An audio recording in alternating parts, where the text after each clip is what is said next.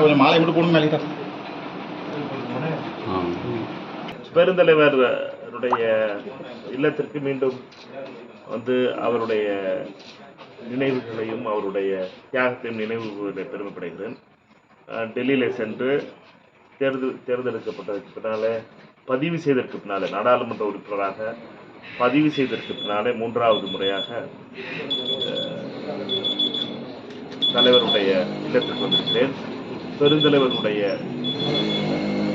தியாகமும் பெருந்தலைவருடைய பணியும் என்றுமே தமிழகம் மெச்சுகின்றது. உலகம் இந்தியாவும் பெருமைப்படுகின்ற ஒரு மிகப்பெரிய செயல். அவருடைய அந்த செயலாற்றுகின்ற விதமும் மக்களுக்காக அவர் தொடர்ந்து பணியாற்றிய விதமும் எங்களை போன்ற சாமானியர்களுக்கு மிக முக்கியமான உந்துதலை கொடுக்கிறது. அவருடைய ஆசியுடன் என்னுடைய நாடாளுமன்ற பணியை தொடங்குகிறேன்.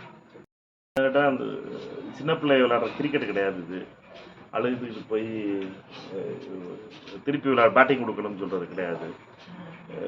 இது வந்து தேர்தல் கமிஷனால் நடத்தப்பட்டு தெளிவாக நேர்மையான அதிகாரிகளால் வாக்கு எண்ணப்பட்டு அவர்களும் ஏற்றுக்கொண்டு வெற்றி என்று அறிவிக்கப்பட்டதுக்கு பின்னாலே வீட்டில் போய் எங்கள் அம்மாவை கூட்டிகிட்டு வந்து திருப்பி முதல்ல இருந்து ஆட்டம் ஆடணும்னு சொல்லி கிரிக்கெட் விளையாடுறது கிடையாது. இது வந்து நேர்மையான அதிகாரிகள், மிகவும் பாராட்டக்கூடிய அதிகாரிகளால் கவுண்டிங் முடிஞ்சு எல்லாருக்கும் முன்னாடி அவர்களும் ஏற்றுக்கொண்டு சரி முடிஞ்சிருச்சு, ஆட்டம் முடிஞ்சிருச்சுன்னு உங்கள் எல்லாருக்கும் முன்னாடி, அதுவும் விருதுநகர் பத்திரிக்கையாளருக்கு முன்னாடி தான் ஆட்டம் முடிஞ்சிருச்சுன்னு 7 மணிக்கு கிளம்பி போனாங்க. நீங்கள் எல்லாரும் தான் பார்த்து அதை வீடியோ எடுத்து வச்சுருக்கீங்க. அதனால் அவர்களை பொறுத்த மட்டும் இது சிறுபிள்ளைத்தனமானது. இதை பொறுத்த மட்டும் தேர்தல் கமிஷனே பார்த்துருக்க மாட்டார்னு நினைக்கிறேன். 3 தேர்தல் கமிஷனரில் 3 பேருமே யாரும் பார்த்துருக்க மாட்டார்கள்.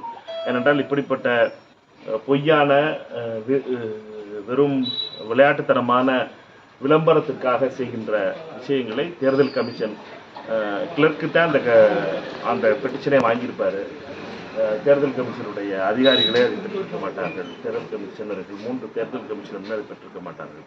இது வெறும் விளம்பரத்திற்காக தொடர்ந்து இப்படிப்பட்ட செய்திகளை செய்து வருகிறார்கள். விருதுநகர் நாடாளுமன்ற உறுப்பினர்களிடம் என்ற முறையில் நான் சொல்வதெல்லாம் இப்படிப்பட்ட மீண்டும் மீண்டும் இப்படி பொய் பிரச்சாரத்தை செய்வதை அவர்கள் நிறுத்திக் கொள்ள வேண்டும். மக்கள் தீர்ப்பளித்திருக்கிறார்கள். வெற்றி இந்தியா கூட்டணி கிடைத்திருக்கிறது. வெற்றி பெற்று எங்களை பொறுத்த மட்டுமே இந்தியா கூட்டணி டெல்லியிலே எதிர்க்கட்சியாக அமர்ந்திருக்கிறது. இந்தியா கூட்டணியுடைய எதிர்க்கட்சி குரலாக விருதுநகர்